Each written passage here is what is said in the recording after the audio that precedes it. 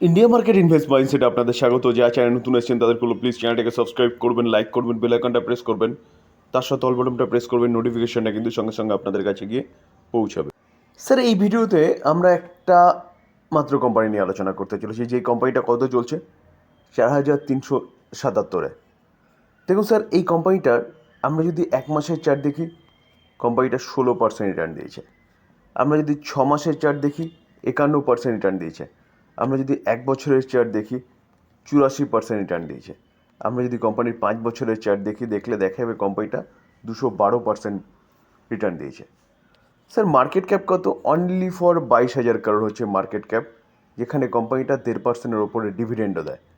এবং কোম্পানিটাকে দেখলে দেখা যাবে, দেখুন 4,911 হচ্ছে কোম্পানিটার হাই, এবং কোম্পানিটা তার থেকে অনেকটা নিচে চলছে, অর্থাৎ আন্ডার ভ্যালু বলতে পারেন এবং ফিউচার ওরিয়েন্টেড বিজনেস বলতে পারেন।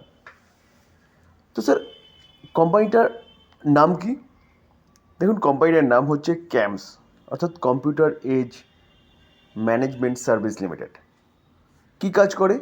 মিউচুয়াল ফান্ড রিলেটেড কাজ করে, যেখানে আমরা দেখতে পাচ্ছি যে কন্টিনিউয়াসলি কিন্তু ডোমেস্টিক ইনস্টিটিউশন ইনভেস্টরদের হাত শক্ত হচ্ছে। কী করে?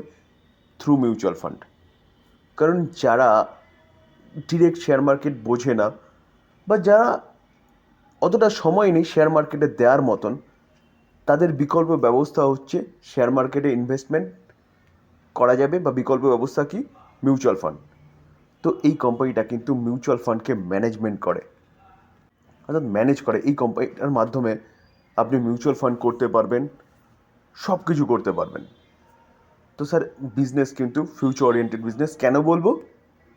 স্যার, অনলি ফর 5 কোটি মানুষ, 150 কোটির প্রায় কাছাকাছি চলে গেছি আমরা, তার মধ্যে অনলি ফর 5 থেকে 6 কোটি মানুষ হচ্ছে through mutual fund, through direct share মার্কেটে আছে।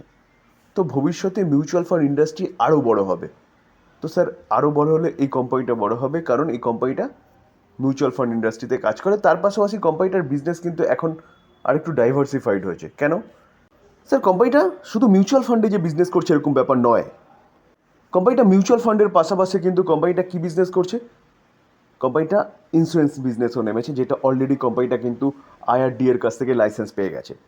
তো স্যার, বিজনেসটা বেশ ডাইভার্সিফাইড। এবং শোনা যাচ্ছে যে কোম্পানিটা পেমেন্ট বিজনেসেও নামতে চলেছে, as it is Paytm, as it is PhonePe, এদের মতন কিন্তু এই কোম্পানিটাও পেমেন্ট বিজনেসে নামতে চলেছে। তো স্যার, এই কোম্পানিটা কিন্তু আপনি রাডারে রাখতে পারেন। কোম্পানিটা অনেক দূর পর্যন্ত যেতে পারে। বিজনেস ওয়েল স্টাবলিশড এবং ফিউচার ওরিয়েন্টেড বিজনেস। তো এই কোম্পানিটার রেজাল্ট ডিক্লেয়ার হয়েছে আজকে, কত তারিখ? 2 তারিখ। তো চলুন অ্যাট ফার্স্ট রেজাল্টটা দেখে নিই। আমরা কোম্পানির কনসোলিডেট নাম্বার দেখব। রুপিস কী আছে? রুপিস ইন ল্যাকে রয়েছে। ওকে, সিকোয়েন্স দেখব। সিকোয়েন্স কী বলছে?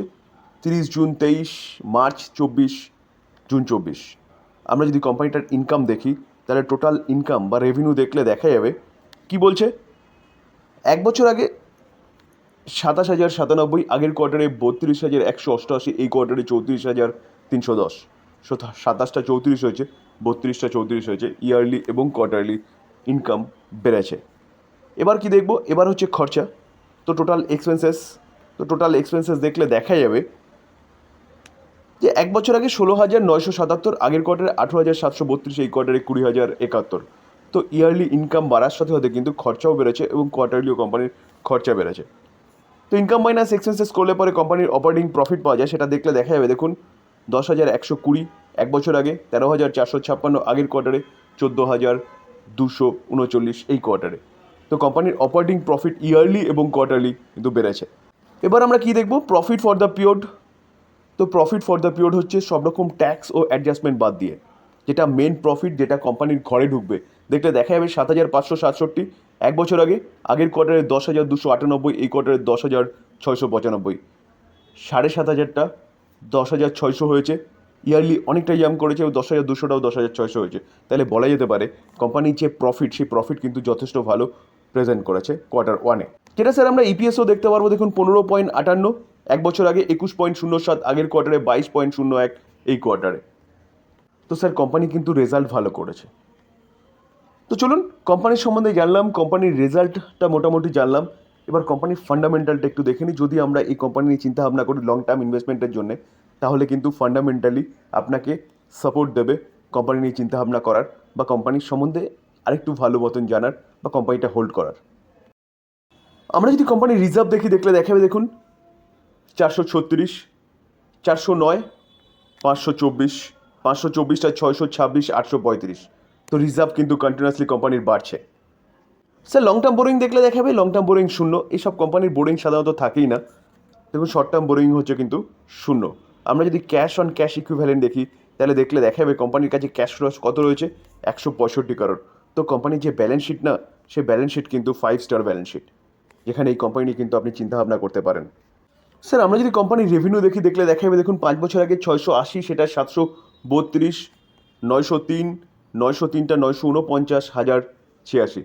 তো রেভিনিউ কন্টিনিউয়াসলি বাড়ছে, মানে বলতে পারেন কোম্পানির বিজনেস কিন্তু বাড়ছে। আমরা যদি কোম্পানির প্রফিট দেখলে দেখাবে দেখুন 164, সেটা 218 হয়েছে 2021-এ।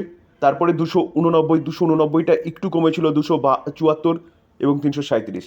তাহলে কোম্পানির রেভিনিউ বাড়ার সঙ্গে সঙ্গে কোম্পানির প্রফিটও কিন্তু বাড়ছে। তাহলে বলতে পারেন যে কোম্পানি কিন্তু বিজনেস ভালো করছে।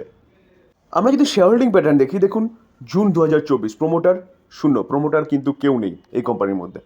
তো স্যার প্রোমোটার নেই মানে কোম্পানি খারাপ, কোম্পানি বাজে, এটা ভাবার কিচ্ছু কারণ নেই। কারণ দেখুন প্রোমোটার নেই, আমি সবসময় বলি প্রোমোটারের পরে কাদের দেখা উচিত, foreign institution investor, domestic institution investor.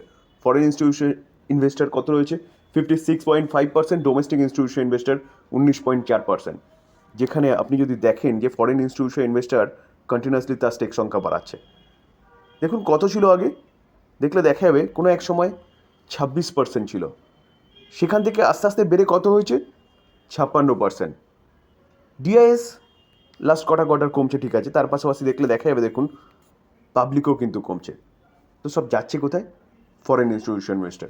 তো কেন কিনছে স্যার, কোম্পানির বিজনেসের দম আছে। দেখুন দুটো ইনস্টিটিউশন ইনভেস্টার মিলে কিন্তু অ্যাপ্রক্সিমেট বলতে পারেন 76%-এর কাছাকাছি স্টেক হোল্ড করছে।